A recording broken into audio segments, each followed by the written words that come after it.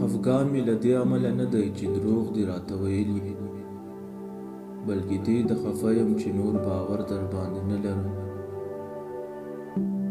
له هغه چا وویرېږئ چې له ځانه کرکه کوي، ځکه د ځان انتقام له تاسو اخلي. دا ډول خلک ځان دوستۍ ته وهڅول. څه چې په مینه او عشق کې ترسره کېږي له ښو او بدو ور اخوا دي. که غواړو یوه ښه ورځ پیل کړو، نو د خوب څخه د راپاڅېدو په وخت فکر وکړئ چې نن څوک او څنګه له ځانه خوشحالولی شو.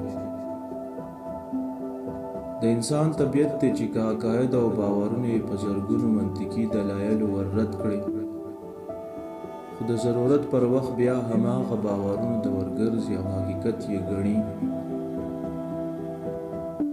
بدبختي دومره عامه شوه چې که چاته ووایه چې خوشبخته یې نو نیوکه کوي.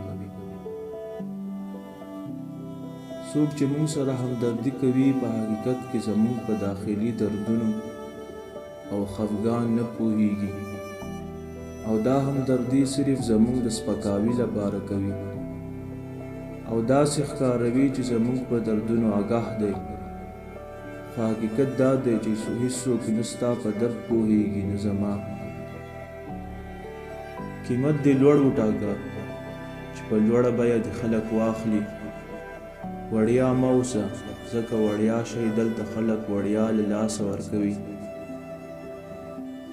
څوک چې له حیواناتو سره بده رویه کوي، دا موږ ته دا ښایي چې د دې انسان رویه له ضعیفو، معلولو او غریبو خلکو سره هم همدا شان ده.